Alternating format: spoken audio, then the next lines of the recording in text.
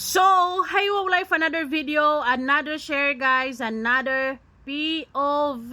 So, ngayon guys, may tanong lang ako kay Kuya Brooks. Kuya Brooks, anong nangyari? 'Di ba? Hindi ko ine-expect na ganito ka kasi alam ko naman na sinubok yung samahan nyo, pero at least nung mga maayos pa ang lahat, genuine naman siguro yung pagkakaibigan yung samahan nyo, 'di ba? So sana ay yun na lang yung tinitingnan mo. So you were like sinasabi mo na um tatay-tatay ka na ni Joy. Ang tatay ay hindi ganito. Tatay ka lang ba sa happy times and then pagdating sa bad times ay hindi na. You were very protective and defensive sa part ni Kalingap Dan. I understand kasi anak mo yon. Talagang blood is thicker than water. Pero kasi Kuya Brooks, tapos na tayo sa issue na yon. Mag-move on ka na rin Kuya Brooks, 'di ba? Mag-move on ka na at tanggapin mo na kasi na kahit ganon, na sinasabi na nila na love team lang sila, pero hindi natin mapipilit yung ibang mga fans na marami talagang sumampatiya or marami talaga ang fans na ang sympathy nila ay kay Joy. Kasi syempre babae si Joy. Or hindi ko alam, maybe sila mismo sa comment ay mag-explain sila kung bakit nasa side sila kay Joy. 'Di ba? Imbis na Dan at Joy pa rin, pero mostly ay nakasuporta talaga kay Joy. At 'yun yung isang bagay na hindi natin mapipilit. 'Di ba? Since nangyari ang hindi natin inaasahan, sana mas naging mahaba pa yung pasensya mo Kuya Brooks sa mga fans. 'Di ba? Sana naisip mo na in time, 'di ba? In time makakalimutan din ng mga fans at matatanggap din nila. Well, actually, ay majority sa mga fans ay tapos na, naka-move on na. Ikaw lang ata Kuya Brooks ang hindi pa nakaka-move on kasi gigil na gigil ka na ibulgar or pasabog ka, may pasabog ka kay Joy, 'di ba? Para namang hindi dapat ganyan Kuya Brooks, 'di ba? As a tatay, dapat ay hindi ko ini-expect sa iyo to Kuya Brooks. Kasi dapat ang puntiryahin mo Kuya Brooks yung reactor, sagutin mo. Sagutin mo kung sino mo yung mga reactors na gusto mong sagutin, punto por punto sa issue lang, 'di ba? Pero para bang sa live mo kahapon, ang lumabas Kuya Brooks ay si Joy na ang kinalaban mo, 'di ba? Parang unfair naman 'yun kasi paano naman lalaban si Joy sa iyo na wala naman yung channel, hindi na rin 'yun magsasalita. It's just so unfair. And alam mo naman Kuya Brooks, sa mga fans ay hindi na madadala sa ganyan. 'Di ba? Kasi hindi na 'yan pasabog Kuya Brooks yung sinasabi niyong si Joy may attitude. Hindi na 'yan pasabog Kuya Brooks dahil nung mga panahon na naliligaw-ligaw ko no si Kalingap Dan doon sa kay nanay sa nanay ni Joy, sinabi mismo sa harap ni Kalingap Dan na si Joy may attitude, may ugali. Pag may times na may ugali na ganito ganyan. And I think it's normal. Kasi hindi naman robot si Joy. At meron ka ding ugali, Kuya Brooks, malamang. Mapalalaki man or babae, ama. May attitude tayong lahat. Ano ba yan? Nakakaloka naman. Lalo na kapag kaming mga babae may dalaw or may iniisip kami or napupuno kami. Talagang mag-attitude kami. Nako, normal lang yun. Ang hindi normal yung walang reaction. 'Di ba? Ano yun? Nonchalant. Kuya Brooks naman, I never expected na coming from you na marinig namin ito. Nung live mo, nung isang araw na sinabi mo, ano ngayon kung may sinasabi? Kung totoo naman, so hindi paninira yun. No!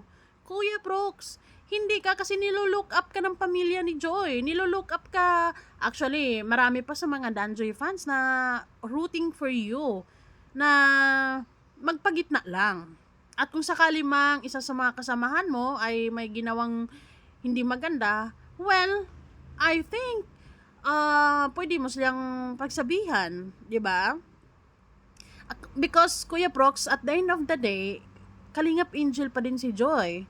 So how come na sasabihan mo ng mga ganito, mga ganyan si Joy.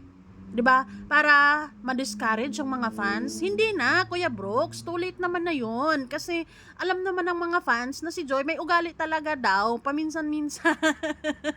Sino man namang wala. Nakakaloka naman 'yan, Kuya Brooks. 'Di ba? I mean, pwede mong sagutin tong video na to, pero mag-focus lang tayo sa issues.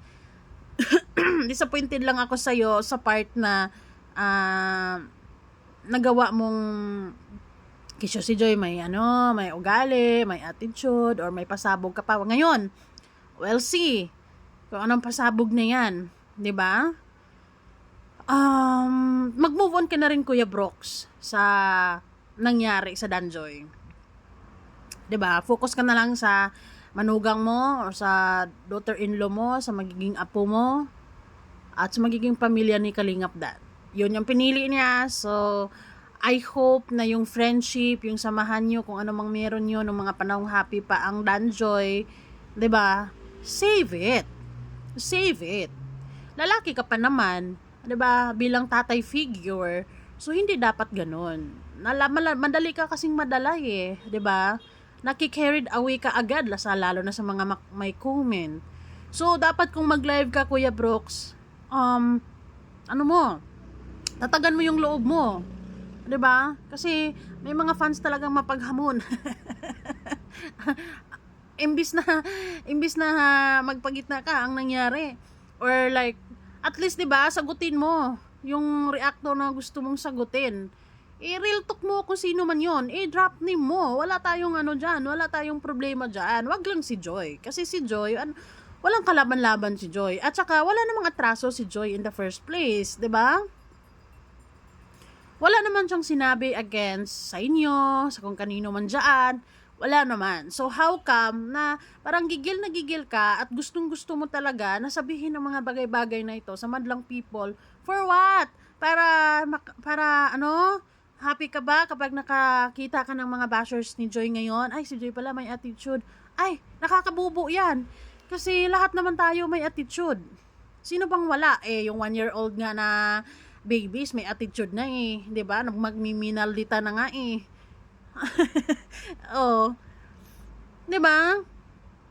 So I think it's normal talaga na bilang isang normal na tao, may attitude din.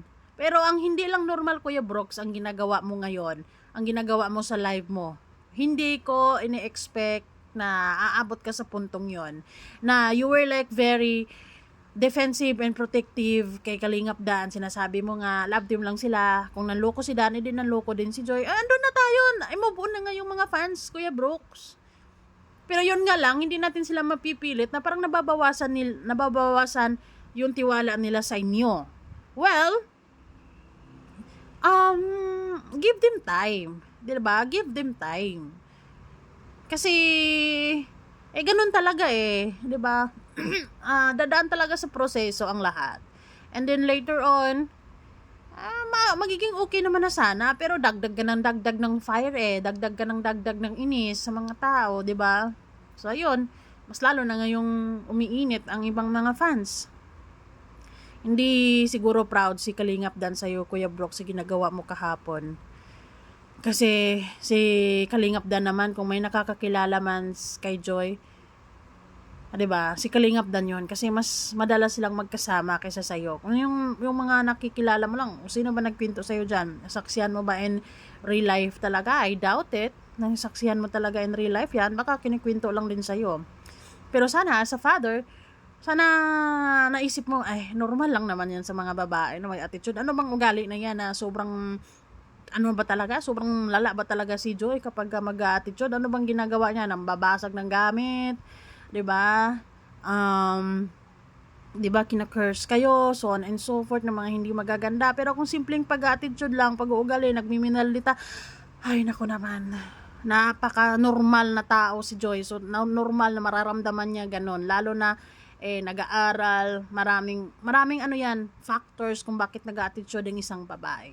Ang hindi ko lang alam kung normal ba yung ginagawa mo, Kuya Brooks, na parang gigil na gigil ka at gustong gusto mong gawin yan para kay Joy. So I hope you will realize it's wrong.